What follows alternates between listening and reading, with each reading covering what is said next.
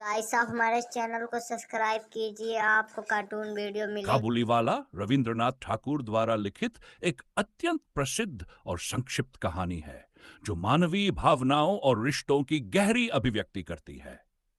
हालांकि इस कहानी को 1000 शब्दों में विस्तारित रूप से प्रस्तुत करने के लिए बहुत कुछ जोड़ने की आवश्यकता होगी। इस विस्तार में पात्रों का अधिक गहराई से विश्लेषण, उनके बीच के जटिल रिश्ते, समय के प्रभाव और सामाजिक संदर्भों को जोड़ा जाएगा।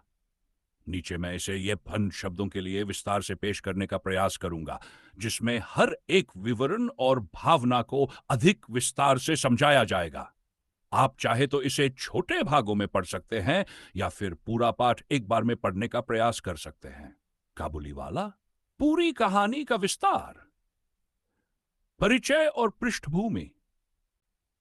कहानी का आरंभ एक छोटे से परिवार से होता है, जिसमें एक लेखक, उसकी पत्नी और उनकी प्यारी बेटी मिनी रहते हैं। लेखक का परिवार बहुत साधारण है और वे एक शांतिपूर्ण और सादा जीवन जीते हैं। लेखक एक स्वतंत्र व्यक्ति हैं जो समाज के बड़े मुद्दों पर लिखते हैं और अपनी लेखनी के माध्यम से अपने विचार व्यक्त करते हैं।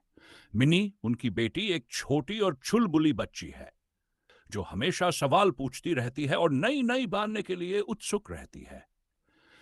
एक दिन लेखक के घर के पास एक व्यक्ति आकर अपने सामान बेचने लगता है। यह व्यक्ति एक काबुलीवाला है जिसका नाम है अब्दुल राशिद। वह काबुल, अफगानिस्तान का रहने वाला है और भारत में आकर व्यापार करता है। वह अपने साथ सूखे मेवे, किशमिश, बादाम और अन्य सामान लेकर आता है। मिनी, जो हर रोज अपने आसपास की चीजों को लेकर जिज्ञासु रहती है, एक दिन काबुली वाला से मिलती है। मिनी और काबुलीवाला की पहली मुलाकात। मिनी और काबुलीवाला की पहली मुलाकात एक साधारण घटना थी, लेकिन यह मुलाकात उनके जीवन में एक महत्वपूर्ण मोड़ लेकर आई। मिनी, जो हमेशा सवाल करती रहती है, काबुलीवाला से भी कई सवाल पूछने लगती है। वह उससे काबुल के बारे में पूछती है, उसकी बेटी के बारे में पूछती है और काबुलीवाला भी उसे प्रेम पूर्वक जवाब देता है। काबुलीवाला की बातों में एक विशेष प्रकार की सादगी और समझ होती है, जिससे मिनी बहुत प्रभावित होती है। काबुलीवाला उसे अपनी बेटी परवाना के बारे में बताता है, जो काबुल में रहती है और जिसे वह बहुत याद करता है।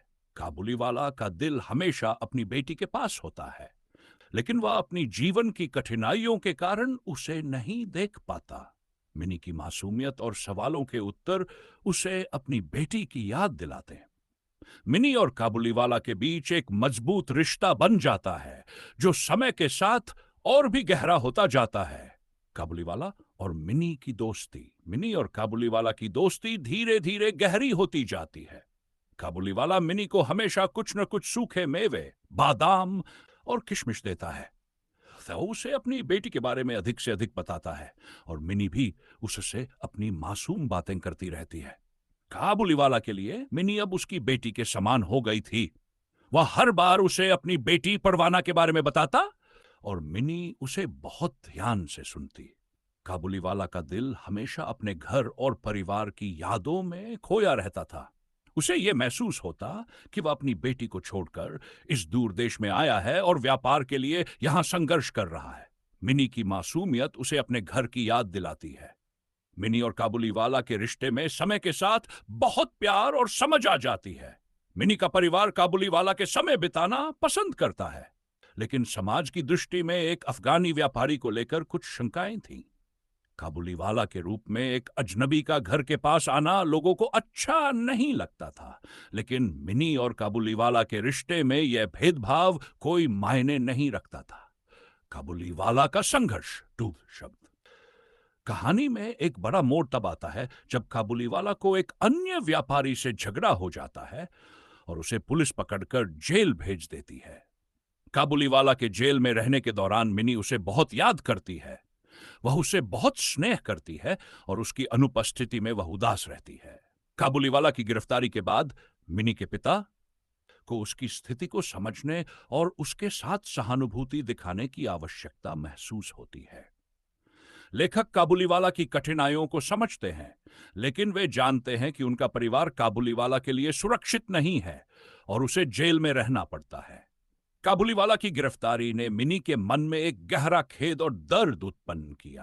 काबुलीवाला का जेल में समय कठिन होता है, लेकिन वह हमेशा अपनी बेटी परवाना के बारे में सोचता है। उसे अपनी बेटी की यादें उसे अजीब प्रकार की तसल्ली देती है और उसका दिल ये सोचकर खुश रहता है कि वह एक दिन अपनी बेटी से मिल सकेगा। समय का प्रभाव और मिनी का बड़ा होना, समय बीता है और मिनी बड़ी हो जाती है। अब वह पहले जैसी चुलबुली बच्ची नहीं रही, बल्कि एक युवती बन चुकी है।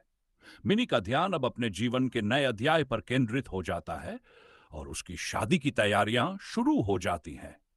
काबुलीवाला की यादें उसके मन से धुंधली होती जाती हैं, लेकिन काबुलीवाला उसे कभी नहीं भूलता। काबुलीवाला जेल से रिहा होने के बाद मिनी से मिलने के लिए वापस आता है। जब वह मिनी के घर जाता है, तो वह देखता है कि मिनी अब एक बड़ी लड़की बन चुकी है और उसकी शादी के दिन नजदीक आ चुके हैं। काबुलीवाला को यह समझ में आता है कि वह अब उस मासूम बच्ची को नहीं। गाइस, आप हमारे चैनल को सब्सक्राइब कीजिए, आपको कार्टून वीडियो मिलेंगे और आपको कॉमेडी कॉमेडी कार्टून वीडियो मिलती रहेंगी। आप हमारे चैनल को सब्सक्राइब कीजिए भाई, प्लीज़ भाई कर दीजिए।